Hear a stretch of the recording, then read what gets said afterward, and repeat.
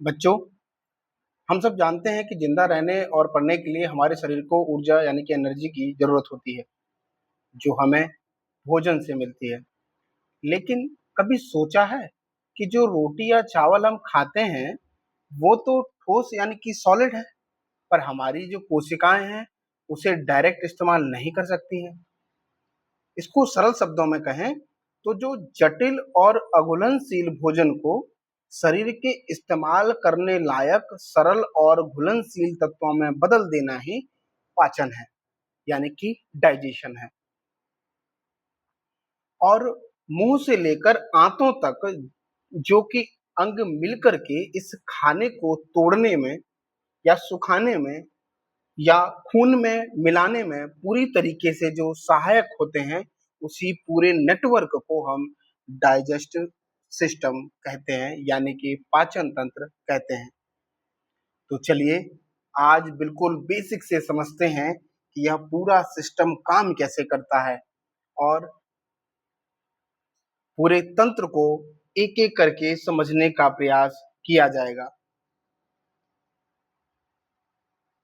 तो चलिए हेडिंग डालिए आज के हमारे टॉपिक की, डाइजेस्टिव सिस्टम यानी कि पाचन तंत्र।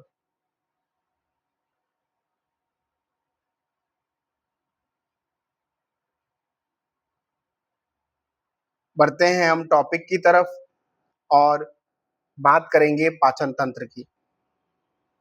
तो जैसा कि मैंने आपको शुरुआत में बताया कि भोजन के जो जटिल मॉलिक्यूल्स होते हैं, यानी कि जो कॉम्प्लेक्स मॉलिक्यूल्स होते हैं, यानी कि जटिल अणुओं को सरल अणुओं में यानी कि सिंपल मॉलिक्यूल्स में परिवर्तित करने की प्रक्रिया भोजन का पाचन कहलाती है।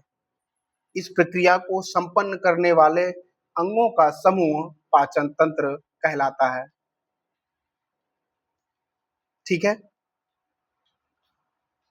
यानी कि इस पूरे तंत्र में जितने भी अंग सिस्टम काम कर रहे हैं, वो पूरे के पूरे सिस्टम को ही हम पाचन तंत्र कहते हैं।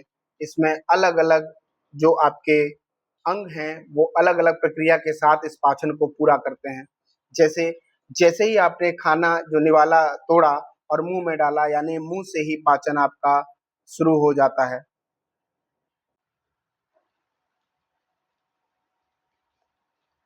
तो जो पाचन है आपका, ये पाचन आपका मुंह से ही स्टार्ट यानी कि शुरू हो जाता है। और जब मुंह के बाद आप उस निवाले को निगलते हैं, तो जो फूड पाइप है उससे होते हुए आपके स्टमक में जाता है और स्टमक के बाद उसके कई पार्ट से वो गुजरता है। और इसमें कई ग्रंथियां मिलकर के इस पाचन को सहयोग करती हैं। और उसके बाद वो छोटी आंत, फिर उसके बाद बड़ी आंत और एनस के माध्यम से वो भोजन का जो बचा हुआ पार्ट होता है वो बाहर निकल जाता है। तो इस प्रकार से वो पूरी प्रक्रिया पूरी होती है।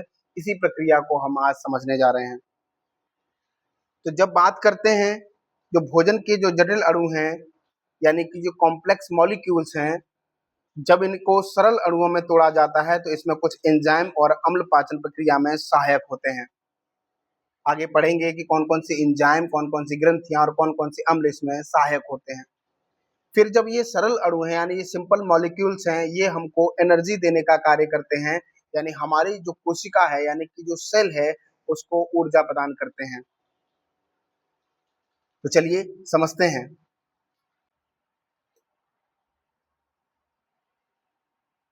अब मनुष्य के शरीर में विभिन्न कार्यों के लिए पोषक पदार्थों की आवश्यकता होती है।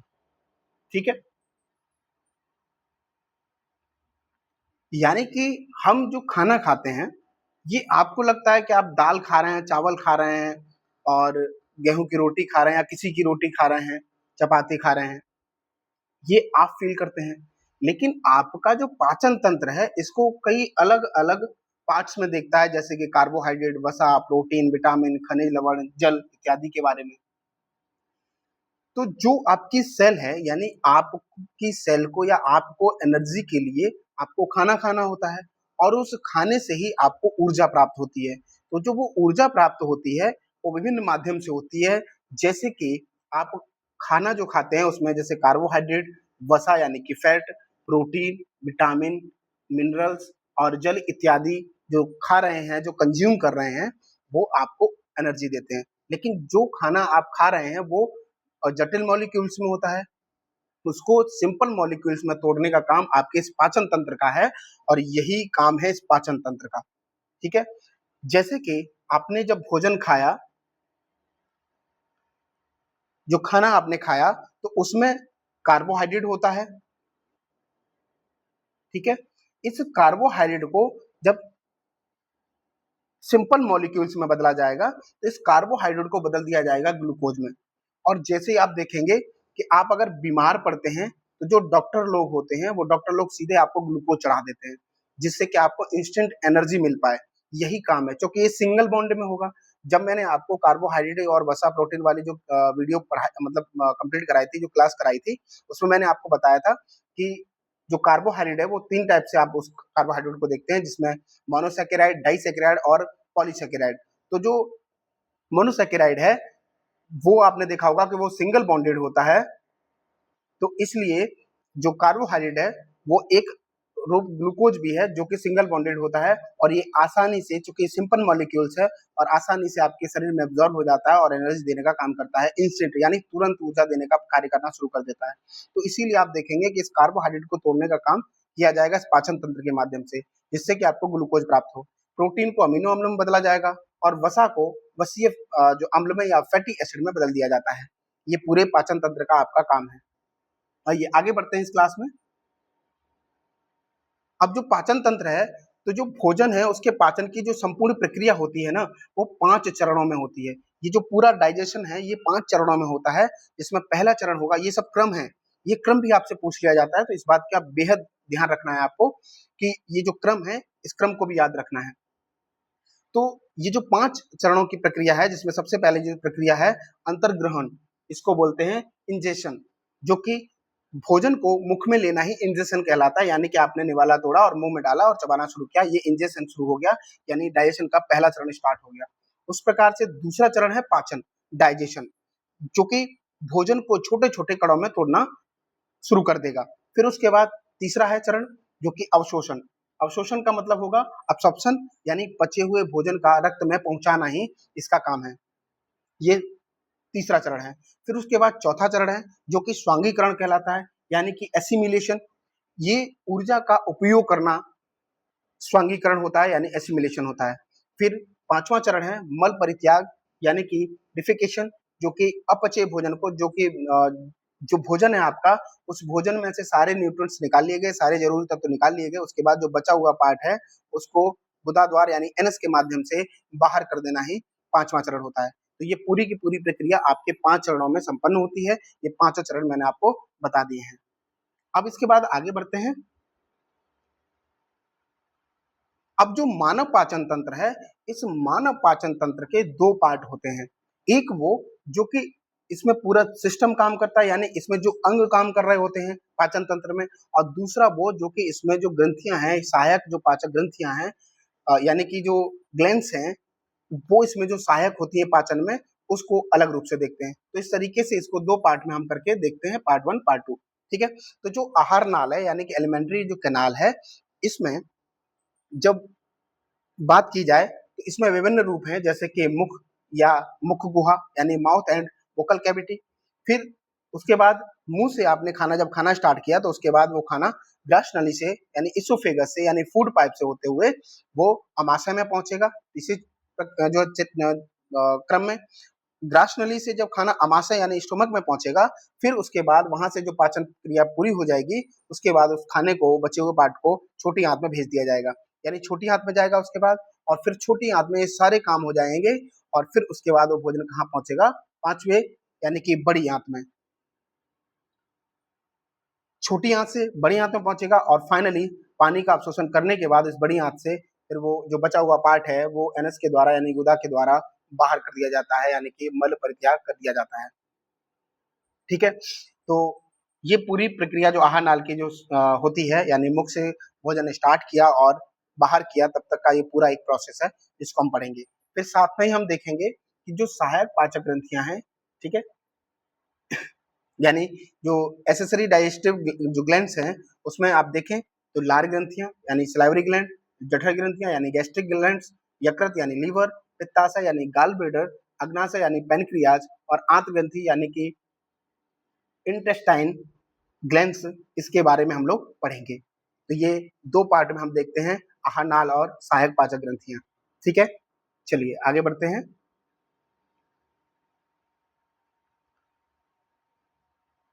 अब बात की जाए तो एक बार इस चित्र के माध्यम से देख लीजिए कि आपने मुंह में खाना खाया और खाना खाने के बाद उसमें लार वगैरह मिलाने के बाद उसको आगे की तरफ प्रोसेस किया, यानी ग्रास नली से वो खाना होते हुए धीरा आपके आमाशय में आएगा।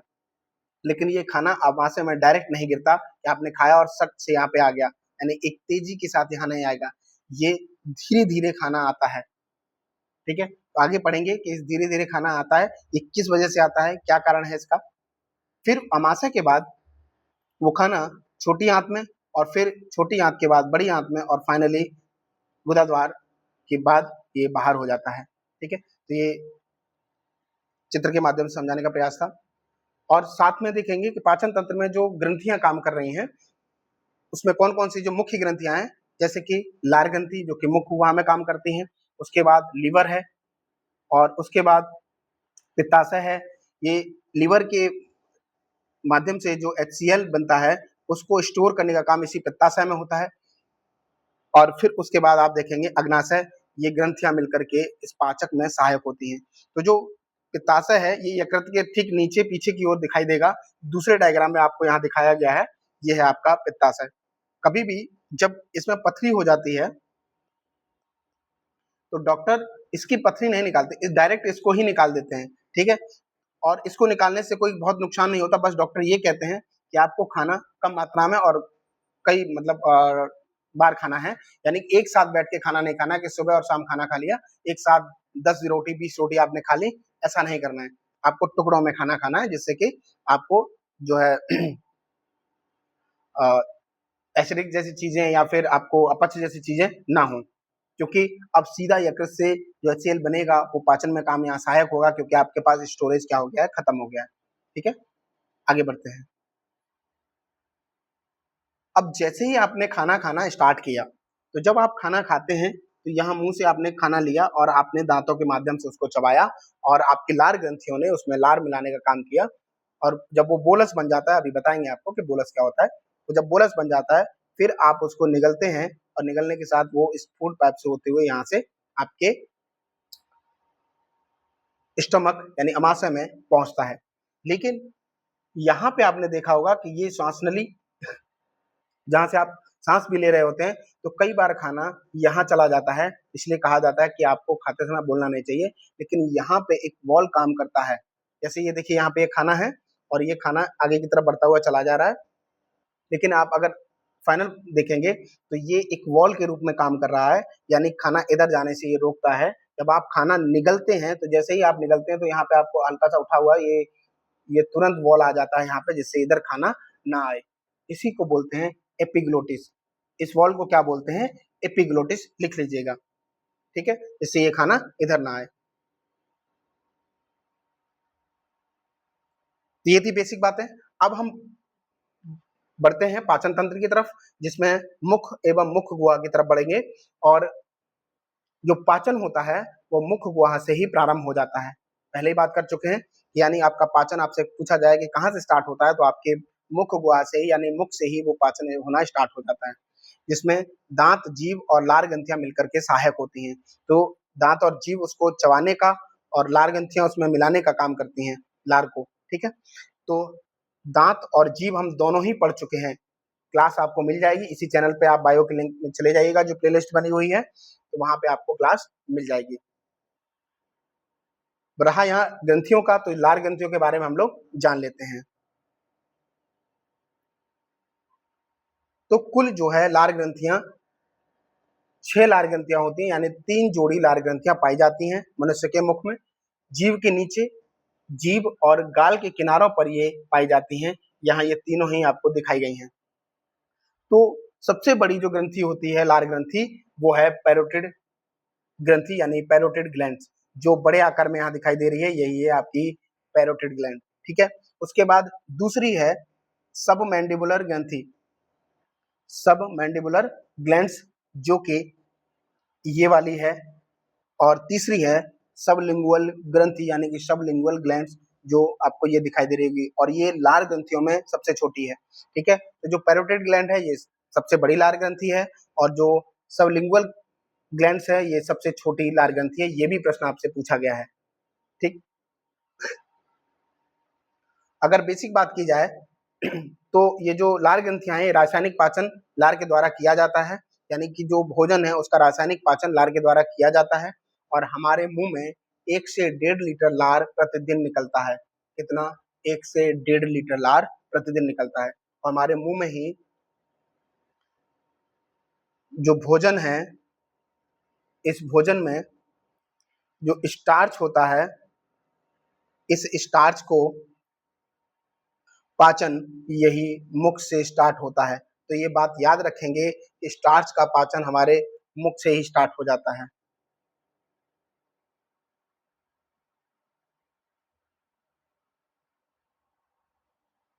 अब लार ग्रंथियों की जब बात कर रहे हैं तो इसमें 2 प्रकार के एंजाइम निकलते हैं। एक है लाइसोजाइम और दूसरा है टाइलिन। लाइसोजाइम लार में मौजूद जीवाणुरोधी जो एजेंट के रूप में कार्य करता है। ये लाइसोजाइम मुंह में जो बैक्टीरिया होते हैं उनको किल करता है, यानी कि उनको मारता है। और लार ग्रंथि से एंजाइम जो निकलते हैं वो पाचन में मदद करते हैं, और लार ग्रंथियों से 2 प्रकार के एंजाइम निकलते हैं, लाइसोजाइम और टाइलिन। तो जो लाइसोजाइम है, ये जो लाइसोजाइम है वो लार में मौजूद एक जीवाणुरोधी एजेंट के रूप में कार्य करता है, बात कर चुके हैं, और ये मुंह में बैक्टीरिया को किल करता है, यानी कि उनको मारता है। और बचे कुछ ये जो बैक्टीरिया यहाँ रह जाते हैं वो जाकर के HCl के माध्यम से उनको खत्म कर दिया जाता है। यानी अब आप देखिए कि जो कोई बच्चा होता है तो बच्चे को क्या पता है कि क्या खाना है क्या नहीं, वो कुछ भी उठा के मुंह में डाल देता है। तो अगर उसमें बैक्टीरिया है तो वो लाइसोजाइम उनको किल कर देगा, मार देगा। ठीक है, और जो अगर कुछ बच जाते हैं तो वो आगे जाकर के उनको मार दिया जाएगा। दूसरा है टाइलिन। तो जो टाइलिन एंजाइम है वो कार्बोहाइड्रेट यानी कि स्टार्च का पाचन करता है, जैसे मैंने अभी आपको बताया था। तो ये जो टाइलिन है ना, ये जो एंजाइम है ये स्टार्च का पाचन करता है, और टाइलिन एंजाइम भोजन में मौजूद जो स्टार्च है उसको किस में बदल देता है? माल्टोज में बदल देता है। तो ये प्रश्न कई बार पूछा गया है कि मुख में जो टाइलिन होता है वो स्टार्च को किस में बदलता है? माल्टोज में। कई बार पूछा गया है कि मुख में किसका पाचन होता है? तो स्टार्च का। स्टार्च का पाचन किस जो है एंजाइम के द्वारा होता है? तो टाइलिन। तो ये अलग अलग तरीके से प्रश्न यहाँ पे पूछा गया है, आपको आंसर अब आ जाना चाहिए। चलिए, जब लार ग्रंथियों की बात कर रहे हैं तो कभी कभी आपने देखा होगा, आपके बचपन में भी आपके साथ हुआ होगा कि जो पैरोटिड ग्लैंड है ये स्वेल कर जाती है, जिसकी वजह से आपको खाने में या दर्द महसूस होता है, बहुत दिक्कतें आती हैं आपको। तो ये जो कभी कभी पैरोटिड ग्लैंड होती है ये वायरस के द्वारा, किसके द्वारा? विषाणु या वायरस के द्वारा संक्रमित हो जाती है, जिससे लार ग्रंथि में सूजन आ जाती है। तब इसे गलसुआ यानी कि मम्स नाम दिया जाता है। तो ये जो बीमारी है गलसुआ या मम्स, ये किसकी वजह से होती है? तो ये विषाणु यानी कि वायरस के संक्रमण से हो जाती है। इसमें होता क्या है कि ये पैरोटिड जो ग्लैंड होती है वो स्वेल कर जाती है, सूज जाती है, इसी की वजह से ये गलसुआ नामक बीमारी हो जाती है। ठीक है, अब मैं शुरू में आपको बता रहा था कि मुख में पचा हुआ भोजन बोलस कहलाता है। जैसे मान लीजिए कि आपने खाना खाया, मुंह में चबाया उसको, लार ग्रंथियां उसमें अब लार मिल गई, सारी चीजें हो गई। अब आप उसको जैसे निगलने वाले थे, लेकिन अचानक से आपको पता चला कि उसमें एक बाल है, तो आप तुरंत जाकर के उसको थूकते हैं। तो जैसे ही आपने उसको बाहर निकाला, वही क्या है? बोलस है ये। ठीक है, यानी कि इसका ये मतलब नहीं कि बाहर थूक रहे हैं वो उसको बोलस कह रहे हैं, मतलब वो जो तैयार हो गया, ये वो जो पाचन हो गया, उस भोजन को यानी उस टुकड़े को यानी उस निवाले को बोलस कहा जाता है। और उसको बोलस को फिर आप अंदर की तरफ ले जाते हैं, यानी कि जो फूड पाइप है उससे अंदर होते हुए स्टमक में पहुंचता है। ठीक है,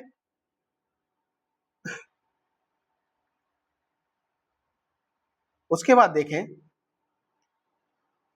तो मुख के बारे में हमने पढ़ दिया। अब उसके बाद चलते हैं इसोफेगस यानी ग्रासनली की तरफ। यह पूर्णतः मांसपेशी से बनी संरचना होती है। यह लगभग 25 सेंटीमीटर लंबी सक्रिय नली होती है। तो ये केवल मांस की बनी होती है और 25 सेंटीमीटर लंबी सक्रिय एक नली होती है जो अमाशय में खुलती है। ये आप देख रहे होंगे कि ये अमाशय का पार्ट है, ये वाला पूरा अमाशय है और यहीं पे आकर के ये खुलती है। यह केवल भोजन को अमाशय तक पहुंचाने के लिए रास्ता प्रदान करती है, इसमें कोई भी पाचन नहीं होता, ये याद रखना है, ठीक है। इसमें कोई भी पाचन नहीं होता, केवल ये एक रोड की तरह, केवल एक ट्रांसपोर्टेशन की तरह काम करती है, ठीक है। इसमें पाचन की प्रक्रिया नहीं होती।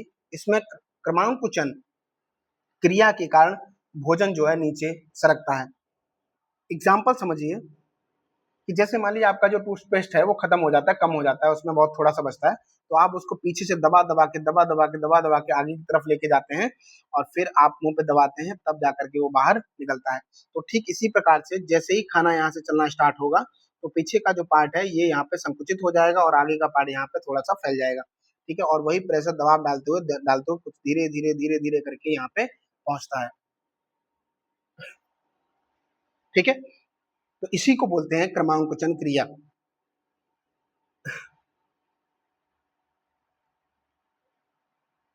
अब ग्रास नली की बात अगर देखें तो अगला पार्ट है अमाशय।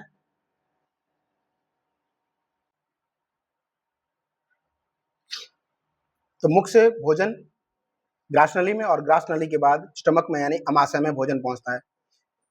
तो मुख गुहा के बाद ग्रास नली से होते हुए भोजन सीधा अमाशय में पहुंचता है। अमाशय आहार नली का सबसे चौड़ा भाग होता है। तो जो आहार नली है उसका सबसे चौड़ा पार्ट जो है यही अमाशय होता है, जो एक थैलीनुमा होता है। और अमाशय में भोजन जो है लगभग 4 घंटे तक रहता है। सबसे ज्यादा जो है खाना भोजन यहीं पे रहता है अमाशय में, ठीक है। और अमाशय को 3 भागों में विभाजित किया जाता है। सबसे ऊपर वाला जो पार्ट है इस पार्ट को बोलते हैं कार्डियक पार्ट। जो दूसरा पार्ट है इसको बोलते हैं फंडिक पार्ट और जो तीसरा पार्ट है इसको बोलते हैं पाइलोरिक पार्ट। ये जो बीच में आप देख रहे हैं ये जो संरचना बनी हुई है इसे बोलते हैं रुगे, ठीक है। और यही रुगे हैं जो कांटे नुमा, इसमें हल्के छोटे कांटे होते हैं इसमें, जो कि आपस में चुभते हैं। ये तब चुभते हैं जब आपने काफी लंबे समय से भोजन न किया हो, तो आप देखेंगे कि आप बोलते हैं कि हमारे पेट में चूहे दौड़ रहे हैं, घोड़े दौड़ रहे हैं, बैल दौड़ रहे हैं, जो भी दौड़ रहे हैं, ठीक है। तो फील करते होंगे आपके ये जो चुभन है ये इसी रुगे की वजह से होती है, चूंकि आपस में चुभ रही होती है। और जब आप खाना खाते हैं तो ये फैलती है, जिससे कि उसको एरिया को बढ़ाने का काम करती है, ठीक है। तो यही रुगे है। आगे पढ़ेंगे हम लोग। फिलहाल हम लोग अभी इनके तीनों पार्ट को देखेंगे। और अब अमाशय की बात किया, जैसे मैं आपसे शुरुआत में बता रहा था कि जो बैक्टीरिया हैं उनको किल कर देती है, मुंह में जो लार होती है वो किल करती है। अब उसके बाद अगर कुछ बैक्टीरिया बच जाते हैं तो वो अंदर चले आएंगे और यहाँ पे HCl नामक जो अम्ल है वो इस बैक्टीरिया को किल कर देगा, ठीक है। तो जो कार्डियक पार्ट है इसमें ऑक्सेंटिक कोशिकाओं से हाइड्रोक्लोरिक अम्ल निकलता है। तो याद रखना है कौन सी कोशिकाएं, ऑक्सेंटिक जो कोशिकाएं हैं यानी कि सेल हैं, इससे हाइड्रोक्लोरिक अम्ल निकलता है जो जीवाणुओं को नष्ट कर देता है, ठीक है। और भोजन को अम्लीय बना देता है। अब यहाँ पे HCl के माध्यम से इस भोजन को क्या बना दिया जाएगा, अम्लीय बना दिया जाएगा। अभी इस बात को ध्यान रखना है कि अब जैसे ही अमाशय में और कार्डियक पार्ट में भोजन आया अम्लीय बन जाएगा। आगे याद रखना इस बात को, आगे इसको चेंज करेंगे, ठीक है। तो अम्लीय बना देता है तथा एंजाइम की क्रिया को तीव्र कर देता है, ठीक। ये जो कार्डियक पार्ट है, अब इस कार्डियक पार्ट में ही हमने देखा कि भोजन को अम्लीय बना देगा, जीवाणुओं को नष्ट कर देगा HCl के माध्यम से, और जो ऑक्सीडेंटिक जो कोशिकाएं यानी सेल है उससे ये HCl निकलता है, ठीक है। और एंजाइम की क्रिया को ये तीव्र कर देता है, जो कार्डियक वाला पार्ट है। अब दूसरा पार्ट है फंडिक पार्ट यानी कि फंडिक भाग। फंडिक यह भोजन अधिक समय तक अमाशय में रोक करके रखता है। इसमें रुगे पाई जाती हैं। ये जो रुगे हैं मैंने आपको बताया था, ये रुगे इसमें पाई जाती हैं, ठीक है। तो ये रुगे इसमें पाई जाती हैं जिनकी संरचना कांटेनुमा होती है। भूख लगने पर रुगे चुभता है, यह हम बात कर चुके हैं इस बारे में। और यह पेट की सतह का क्षेत्रफल बढ़ाता है और भोजन को समायोजित करने के लिए पेट को फैलने देता है, ठीक है? और भोजन पचाने के लिए उसे रोक करके रखता है। तो आपने जैसे ठूस के खाना खा लिया हो तो आपने देखा होगा कि हल्का सा पेट आपका निकलने लगता है, तो ये इसी कारण होता है क्योंकि वो अपने जो भोजन को समायोजित करने के लिए उस पेट को फैलाने यानी कि फैलने देता है, ठीक है?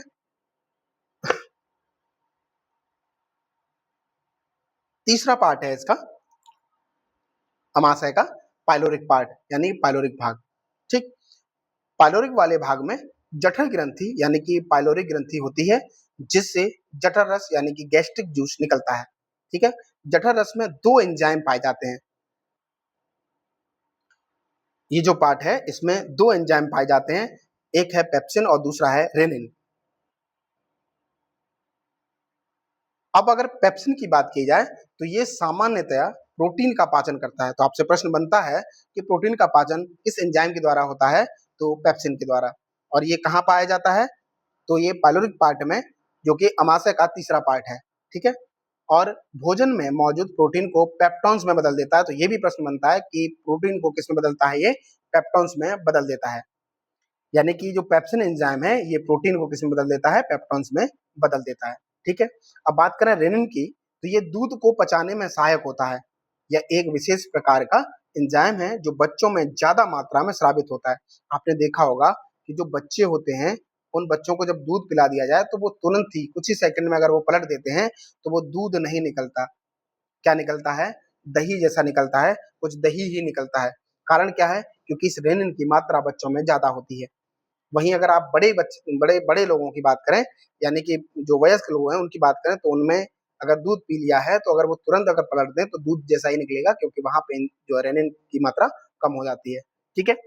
और जो रेनिन है ये दूध में मौजूद केसिन प्रोटीन को कैल्शियम पैराकैसिनेट के रूप में बदल देता है। यानी कि ये जो दूध में जो प्रोटीन कौन सी होती है? कैसिन। और इस कैसिन को किस में बदल देता है? तो कैल्शियम पैराकैसिनेट में बदल देता है। तो रेनिन केसिन जो कि दूध में प्रोटीन है उसको कैल्शियम पैराकैसिनेट में यानी कि दही में इसको बदल देता है। तो ये किसका काम है? रेनिन का। तो पेप्सिन और रेनिन दोनों को हमने देख लिया।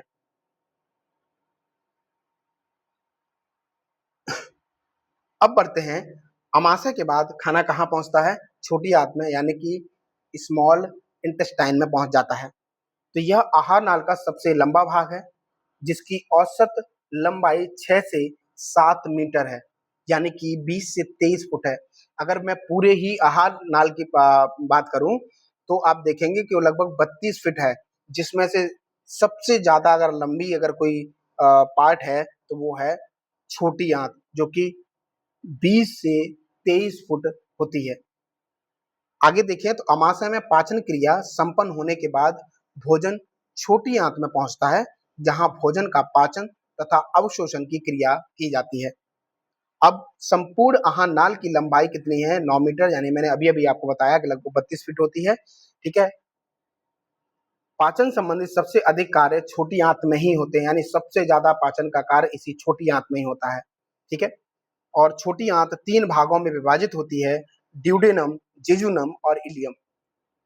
इसको पढ़ें इससे पहले हमें ये जान लेना है कि ये जो आपकी स्मॉल इंटेस्टाइन है यानी कि जो छोटी आंत है, ये जो भोजन है मैंने कहा था ना वहां याद रखिएगा, तो जो भोजन है ये अम्लीय रूप में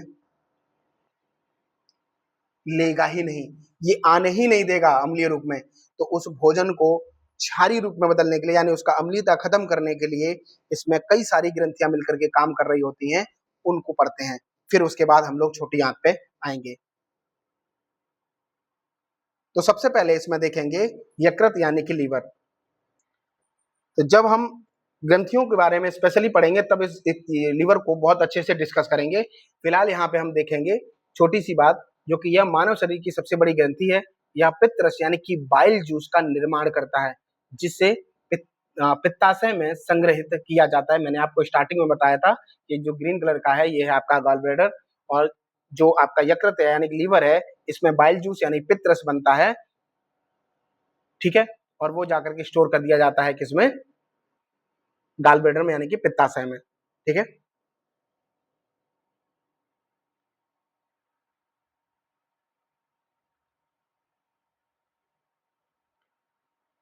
अब अगर बात की जाए पित्ताशय की, अच्छा मुझे याद आया कि मैं जब अमाशय बता रहा था तो उसमें मैंने बोल दिया होगा कि HCl स्टोर करता है, नहीं, याद रखना है कि पित्तरस, देखिए दिमाग भी कभी कभी इधर उधर हो जाता है, तो ये पित्तरस को यानी कि बाइल जूस को स्टोर करता है। ठीक है, चलिए आगे बढ़ते हैं।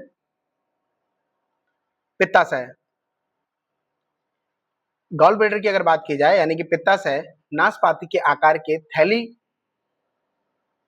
की तरह होता है, जिसमें यकृत से निकलने वाला पित्त जमा होता है। पित्त पीले हरे रंग का क्षारीय द्रव होता है, जिसका पीएच मान 7.7 होता है। यह भोजन के माध्यम को क्षारीय कर देता है। तो मैंने आपको बताया था कि जो स्टमक था यानी कि जो अमाशय था, वहां पे भोजन को किसमें बदला गया था? अम्लीय बनाया गया। इसमें किसका भाग था?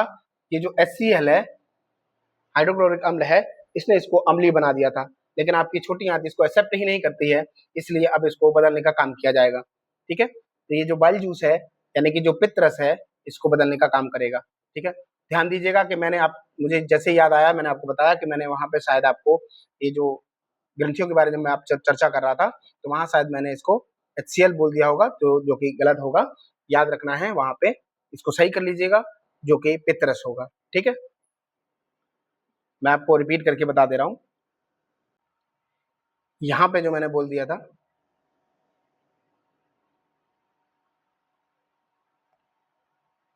तो जो यकृत यानी लीवर है, ये पित्त रस, ठीक है, जो कि स्टोर किस में हो जाएगा? पित्ताशय में। ठीक है, इसीलिए इसको पित्ताशय ही बोलते हैं। चलिए आगे बढ़ते हैं। पित्ताशय में जब पथरी का निर्माण यानी स्टोन का निर्माण हो जाता है तो ठीक नहीं हो सकता, इसलिए पूरे पित्ताशय को काट करके निकाल दिया जाता है। इस पे हम लोग बात कर चुके हैं। ठीक है, चलिए आगे बढ़ते हैं। अब जो पित्त होता है यानी कि जो बाइल होता है, ये दो प्रकार के पदार्थ होते हैं इसमें।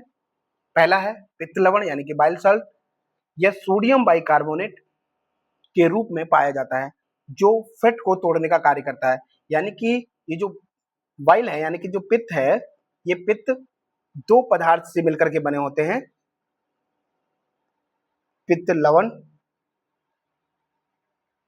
और पित्त वर्णक।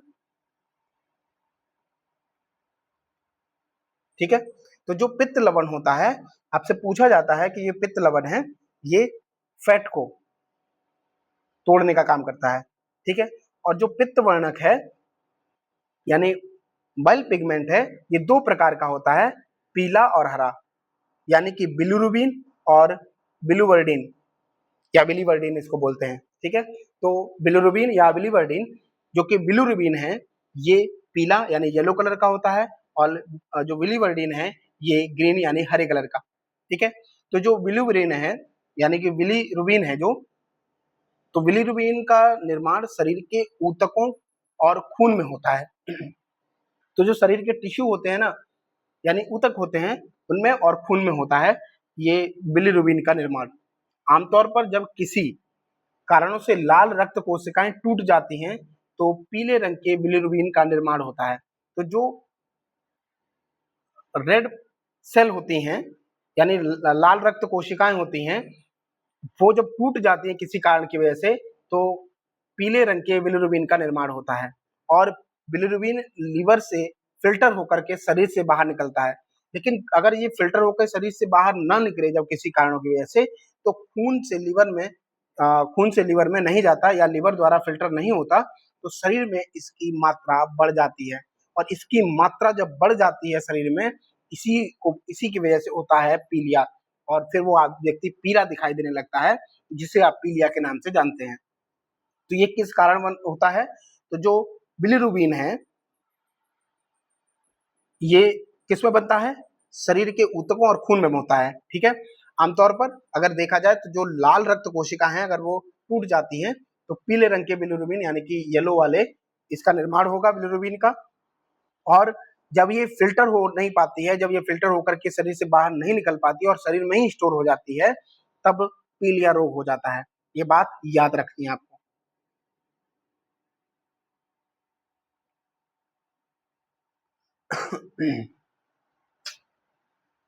फिर उसके बाद पैनक्रियाज यानी अमाशय, इससे अग्नाशयी रस यानी कि पैनक्रिएटिक जूस निकलता है।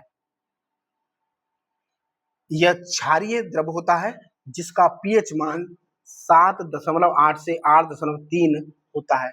इसमें तीनों प्रकार के मुख्य भोज्य पदार्थ यानी कि कार्बोहाइड्रेट, वसा, प्रोटीन को पचाने के लिए एंजाइम होते हैं, इसीलिए इसे पूर्ण पाचक रस कहा जाता है। तो ध्यान रखना है कि पूर्ण पाचक रस किसे कहा जाता है? अग्नाशयी रस को, यानी कि जो पैनक्रियाटिक जूस है इसको क्या बोलते हैं? पूर्ण पाचक रस। ठीक है, क्योंकि कार्बोहाइड्रेट, वसा, प्रोटीन सभी को पचाने के लिए इसमें एंजाइम होते हैं। अब जो अग्नाशय है इससे 3 प्रकार के एंजाइम निकलते हैं। कौन कौन से? तो प्रोटीन को पचाने के लिए लाइपेज, जो कि प्रोटीन व पेप्टोन्स को किसमें बदल देगा? पॉलीपेप्टाइड्स में बदल देता है। और एमाइलेज, जो कि स्टार्च को शर्करा में बदल देता है। और ट्रिप्सिन, जो कि वसा को ग्लिसरॉल व वसीएफ यानी फैटी एसिड में परिवर्तित कर देता है। ये अग्नाशय का यानी कि पैनक्रियाज का काम है। ठीक है,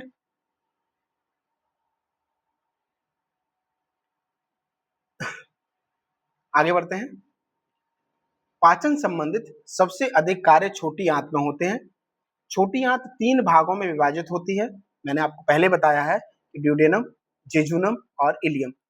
तो जो ड्यूडेनम है यह अमाशय के बाद, जो अमाशय होता है उसके बाद एक यू लाइक यानी यू आकार संरचना होती है जिसमें यकृत यानी लीवर तथा अग्नाशय खुलते हैं, जिसके द्वारा द्रव्य स्रावित होता है।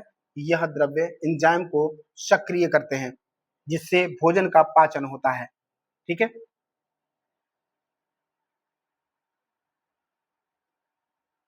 तो ये देखिए, ये है ड्यूडेनम वाला पार्ट। ठीक है, और ये है आपका लीवर, और ये यू आकार का, और इसी के नीचे यहाँ ये आपको दिख रहा होगा गॉलब्लैडर। ठीक है, और ये है आपका पेनक्रियाज यानी अग्नाशय।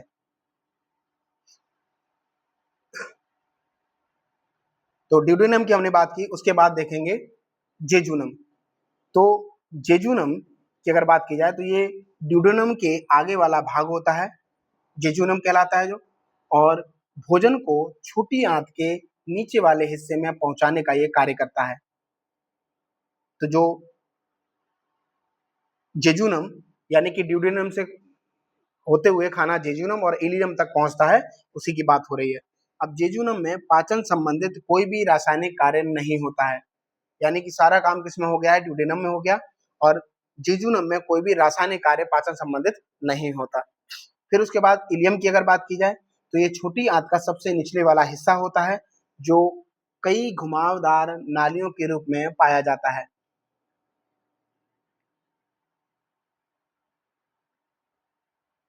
ठीक है, छोटी आंत से निम्नलिखित जो एंजाइम स्रावित होते हैं, कौन कौन से?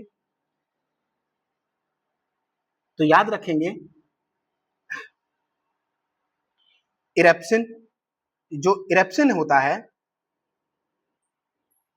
वो पेप्टोन को अमीनो एसिड में बदल देता है। ठीक है, तो इरेप्सिन, उसके बाद सुक्रेश, माल्टेज, लैक्टेज और लाइपेज, ये एंजाइम इसमें स्रावित होते हैं छोटी आंत के तीसरे वाले पार्ट में, इलियम में। और जिसमें कि इरेप्सिन का काम क्या है? ये पेप्टोन को अमीनो एसिड में बदल देता है। सुक्रेश को, जो सुक्रेश है वो सुक्रोज को ग्लूकोज या फ्रक्टोज में बदल देता है। जो माल्टेज है ये माल्टोज को ग्लूकोज में बदल देता है। और साथ ही जो अगला है लैक्टेज, ये लैक्टोज को ग्लूकोज या गैलेक्टोज में बदल देता है। वही लास्ट है लाइपेज, जो कि फैट को यानी कि वसा को फैटी एसिड या ग्लिसरॉल में बदल देता है। अब यहाँ पे सारा पाचन तंत्र का कार्य समाप्त हो गया है, लगभग सारे एंजाइम यहाँ तक काम कर चुके हैं। अब उसके बाद बढ़ते हैं हम लोग छोटी आंत के जो कुछ पार्ट बचे हैं, जिसमें छोटी आंत में भोजन का जो पाचन संपन्न होने के बाद जो बचा हुआ भोजन है, यानी कि जो भोज्य पदार्थ है, इसको अवशोषण करने के कार्य छोटी आंत में मौजूद जो विलाई है, इसको विली भी बोल देते हैं, तो जो विलाई है के द्वारा होता है। और विलाई के कारण छोटी आंत के पृष्ठ क्षेत्रफल में वृद्धि होती है, जिससे अवशोषण का कार्य आसानी से किया जा सकता है। तो अवशोषण आसानी से इसी विलाई के माध्यम से किया जाता है। ये आपको दिखाई दे रहे होंगे, ये जो दिखाई जो है विलाई है, ठीक है, ये है विलाई।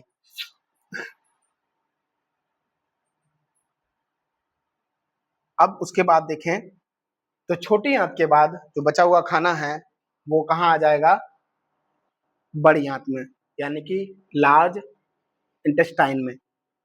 बड़ी आंत में भोजन के पाचन संबंधित कोई भी कार्य नहीं होता है, पाचन संबंधित कोई भी कार्य नहीं होता है, क्योंकि इसमें किसी भी प्रकार के एंजाइम का निर्माण नहीं होता है। इसमें केवल जल का अवशोषण होता है, और ये आपसे कई बार पूछा भी जा चुका है। तो जल का अवशोषण किसमें हो रहा है, बड़ी आंत में हो रहा है। जब जल का अवशोषण ये बड़ी आंत नहीं कर पाती है, तो आपने देखा होगा कि आप जाते हैं तो जब लूज मोशन हो जाता है तो आप पानी जैसा, इसी की वजह से होता है क्योंकि पानी अवशोषण नहीं हो पा रहा है। बड़ी आंत 3 भागों में विभाजित होती है, कौन कौन सी, तो सीकम, कोलन और रेक्टम, ठीक है। तो जो बड़ी आंत है ये 3 भागों में डिवाइड होती है। छोटी आंत के बाद भोजन सीकम में प्रवेश करता है।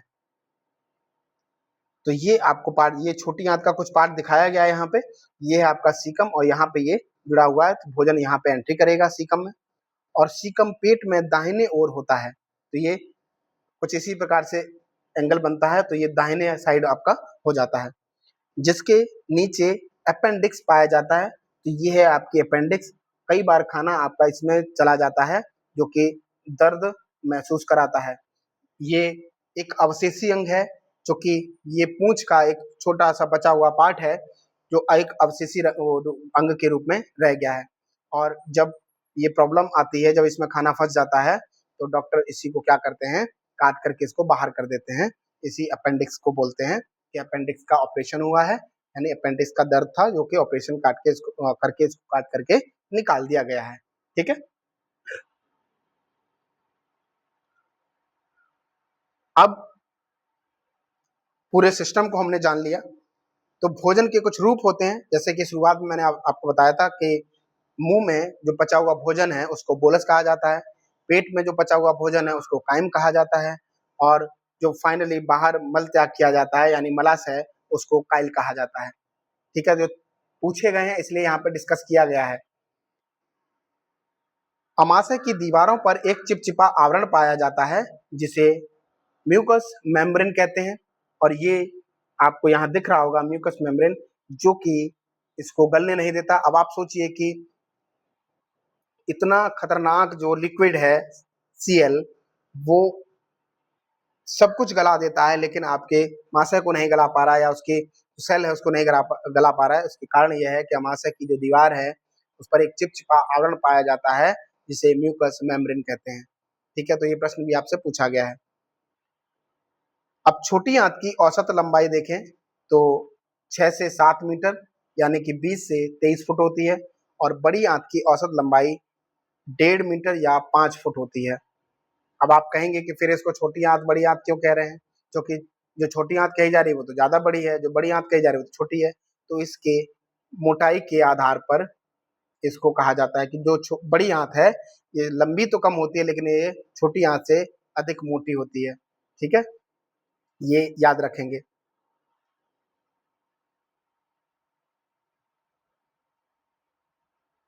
यहीं पे हमारा थ्योरी सेशन खत्म होता है। अब हम कुछ प्रीवियस ईयर क्वेश्चन देखेंगे, जिसमें पहला क्वेश्चन है आज का कि मानव पाचन तंत्र में पित्त स्रावित करता है। तो पित्त कौन स्रावित करता है, इस तरह से हमने पढ़ा है। कौन स्रावित करता है?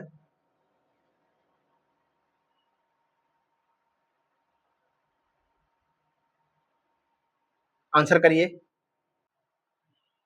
तो क्या होगा आंसर? आंसर होगा यकृत यानी लीवर। तो आंसर हो जाएगा सी। ठीक है, अगले क्वेश्चन की तरफ बढ़ते हैं। भोजन का पाचन शुरू होता है, तो भोजन का पाचन कहाँ से शुरू होता है? तो सबसे शुरू से ही बता रहे थे आपको, मुख से शुरू होता है। आंसर क्या हो जाएगा? डी। अगला क्वेश्चन है, लार डैश की पाचन में मदद करती है। तो लार किसके पाचन में मदद करती है? तो आंसर क्या होगा? स्टार्टिंग में बताया था, स्टार्च के पाचन में मदद करती है।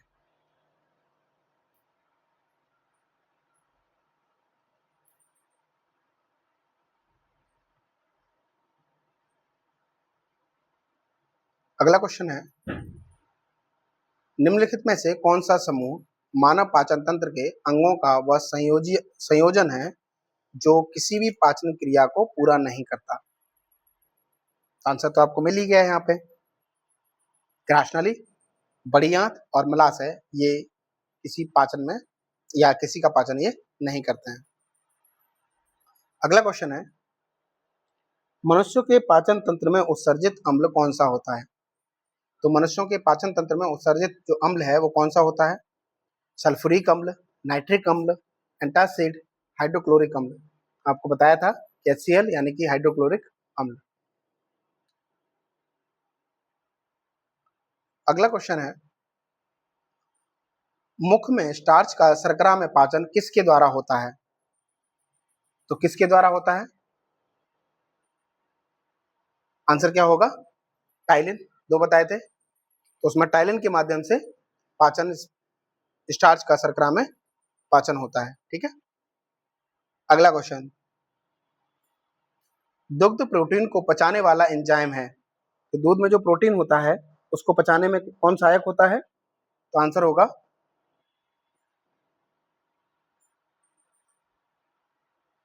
रेनिन। अगला क्वेश्चन है, पाचन क्रिया में प्रोटीन निम्न में से किस पदार्थ में बदल जाते हैं? तो पाचन क्रिया में प्रोटीन किस पदार्थ में बदल जाते हैं? वसा में, ग्लूकोज में, अमीनो अम्ल में या शर्करा में? तो प्रोटीन अमीनो अम्ल में परिवर्तित हो जाते हैं यानी कि बदल जाते हैं। अगला क्वेश्चन है, निम्नलिखित कथनों में से कौन सही है? जो कथन दिए हैं उनमें से आपको पता करना है कि कौन सा सही है। तो पचने वाले भोजन का अवशोषण बड़ी आंत में होता है। क्या ऐसा है? तो पचा हुआ भोजन है उसका अवशोषण किसमें होता है? बड़ी आंत में। बड़ी आंत छोटी आंत की तुलना में चौड़ी और छोटी होती है। तो बड़ी आंत छोटी आंत की तुलना में चौड़ी और छोटी होती है। तो ये ऑप्शन तो सही है ना? तो आंसर क्या हो जाएगा? केवल दूसरा सही है। अगला क्वेश्चन है, मानव पाचन तंत्र में निम्न में से कौन सा एक पाचक एंजाइम नहीं है? ट्रिप्सिन, पेप्सिन, टाइलिन या गैस्ट्रिन? तो आंसर क्या होगा? तीनों ही हम लोग पढ़ के आए हैं। लास्ट वाला जो गैस्ट्रिन है इसको हमने नहीं पढ़ा है, इसका मतलब यही होगा। तो आंसर आ जाएगा डी।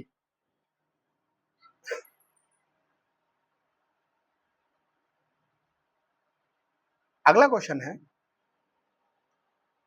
वसा का पाचन करने वाला एंजाइम लाइपेज निम्न में से किसके द्वारा निकलता है? तो जो लाइपेज एंजाइम है ये किसके द्वारा निकलता है? तो ये अग्नाशय के द्वारा निकलता है।